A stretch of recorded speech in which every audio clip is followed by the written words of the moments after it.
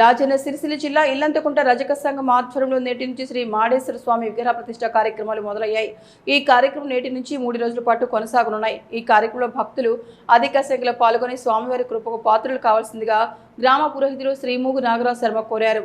3 రోజుల పాటు గోపూజ, పుణ్యవచనం, మంత్ర పుష్పం, పోచమ్మ బోనాలు, అన్నదానం కార్యక్రమంతో పాటు శ్రీ సీతాళమ్మ మాడేశ్వర స్వామి విగ్రహ ప్రతిష్ఠ కార్యక్రమం నిర్వహించడం జరుగుతుందని తెలిపారు.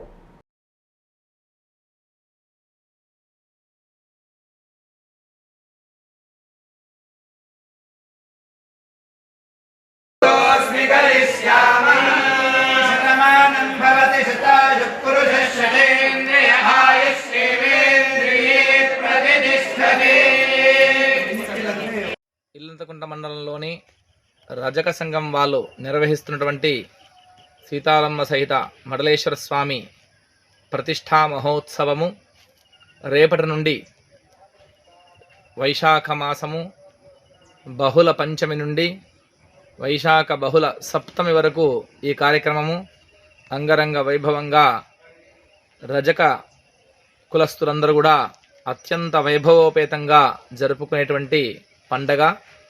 ఈ పండగ 3 రోజుల పాటు ఉంటుంది. రేపు బుధవారం నుండి శుక్రవారం వరకు ఇదంతా యాగశాల.